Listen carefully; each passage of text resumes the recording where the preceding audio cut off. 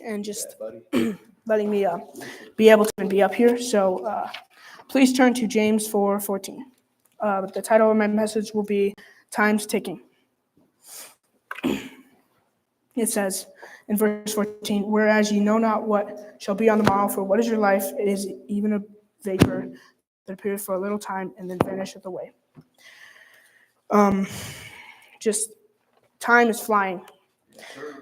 It's just going every single second. We just need to be using it for God, because if we aren't, then we are using it for the worse.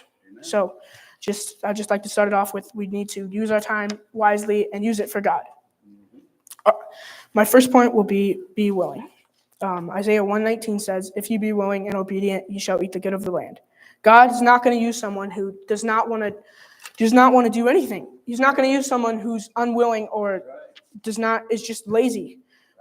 And if we want to be willing, we can just, some ways is we can ask our pastor after church, can I do anything for you? Or we could, or without our parents asking. And those are just some ways. There's so many. There's opportunities daily that we can just miss and just let them slip away. So that's my first point, be willing. And also, God will bless us for our willingness. He will just keep giving us stuff for being willing. All right, number 2 is be faithful. Number 1, be willing, and number 2, be faithful.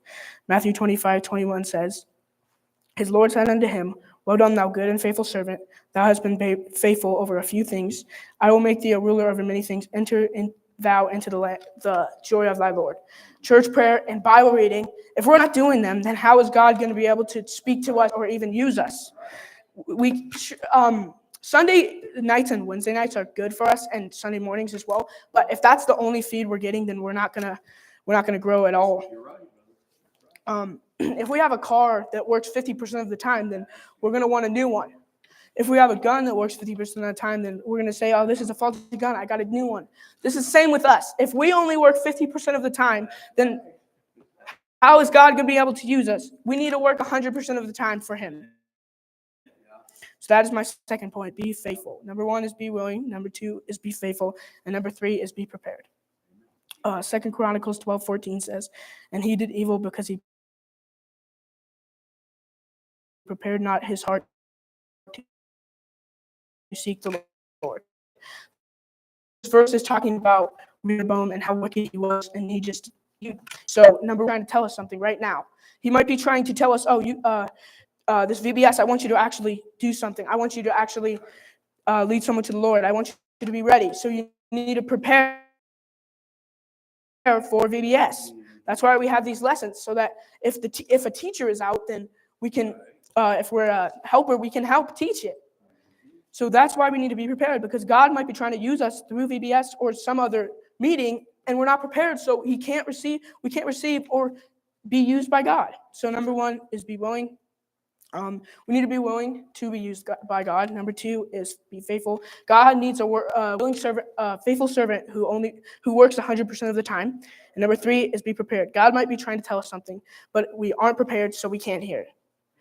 So how does this apply? Well, we could, if we're not reading our Bible faithfully, we could put a marker in our Bible tonight, or we could give up that phone or those video games, because they might be taking up too much time. And they're not bad. They can be really useful, especially phones. They can be really useful for notes and stuff. But if they take up more time than Bible reading or just our daily walk with him, then they're wrong, and that's when you have a problem. So I just want to end it off with Revelation 10:6. It says, and swear by him that liveth forever and ever, who created heaven and the things that therein are, and the earth and the things that therein are, and the sea and the things which are therein, that there should be time no longer. Time is just going. It's just constantly going, and it's so easy to waste. It is just too easy to waste. We need to realize that, we need to think, and we need to realize that time is ticking, and we have not much left.